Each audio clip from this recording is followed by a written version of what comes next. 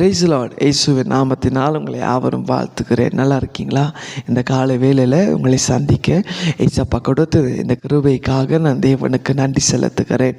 ஒவ்வொரு நாளும் ஏசப்பா நம்மோடு அவர் பேசி கொண்டு இருக்கிறார். நான் விசுவாசிக்கிறேன். அவருடைய வார்த்தைகளை கேட்கும்போது தேவனுடைய விடுதலையை, ஆசீர்வாதத்தை, நன்மைகளை ஒவ்வொரு நாளும் உங்கள் வாழ்க்கையில் நீங்கள் பெற்றுக்கொண்டு இருக்கிறீங்க என்று இந்த நாளில் கூட ஏசப்பா நம்மோட பேச போகிறதான வேத வசனம் சங்கீதம் 115 அதிகாரம் 12 வசனம். ஸ்லாம்ஸ் சாப்டர் 115 verse 12 வேதம் சொல்லுகிறது, கர்த்தர் நம்மை நினைத்திருக்கிறார், அவர் நம்மை ஆசீர்வதிப்பார். ஆமென். ஒருவேளை நீங்கள் நினைக்கலாம், என்னை நேசிக்க யாருமே இல்லையே, என்னை விசாரிக்க யாருமே இல்லையேன்னு கலங்கி கொண்டு இருக்கிறீங்களா? இன்னைக்கு ஆண்டவர் உங்களை பார்த்து தான் சொல்லுகிறார், என் அன்பு மகனே, என் அன்பு மகளே, உன்னை விசாரிக்க யாருமே இல்லைன்னு கலங்கி கொண்டு இருக்கிறியா?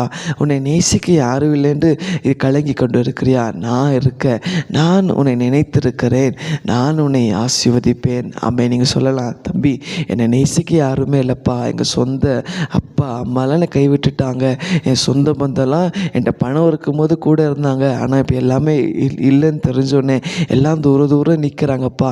இன்றைக்கி நாங்கள் இந்த தாழ்மையான இந்த இடத்துல நிற்கிறோம், எங்கள் வாழ்க்கையில் இந்த கஷ்டத்தில் இருக்கிறோம், எங்களுக்கு உதவி செய்ய, எங்களை விசாரிக்க யாருமே இல்லை, எங்களை நினச்சி பார்க்க யாருமே இல்லையே என்று கலங்கி கொண்டு இருக்கிறீங்களா? கர்த்தர் சொல்கிறாரு, மகளே பயப்படாத, நான் உன்னை நினைத்திருக்கிறேன், உங்களை ஆசீர்வதிப்பேன். ஆமென். பாருங்கள், ஒருவேளை மனுஷர்கள், சொந்த பந்தங்கள் நமக்கு உதவி செஞ்சுருக்கலாம், நமக்கு ஒரு நல்ல ஸ்தானத்தில் நம்ம வச்சுருக்கலாம். ஆனால் ஒரு நாள் அவங்க சொல்லி காட்டுவாங்க, என்னால் தான் நீ ஆசீர்வாதமாக இருக்க, என்னால் தான் நீ அந்த நிலைமையில் இருக்க, என்னால் தான் உன் வாழ்க்கை நல்லா இருக்குன்னு. ஆனால் ஏசப்பா அப்பேற்பட்ட தேவன் அல்ல. அவர் சொல்கிறாரு, நான் உன்னை நினைத்திருக்கிறேன், உன்னை ஆசீர்வதிப்பேன், உன் பிள்ளைகளை ஆசீர்வதிப்பேன், உன் குடும்பத்தை ஆசீர்வதிப்பேன், நீ செய்கிற வேலையை ஆசீர்வதிப்பேன். ஆமென்.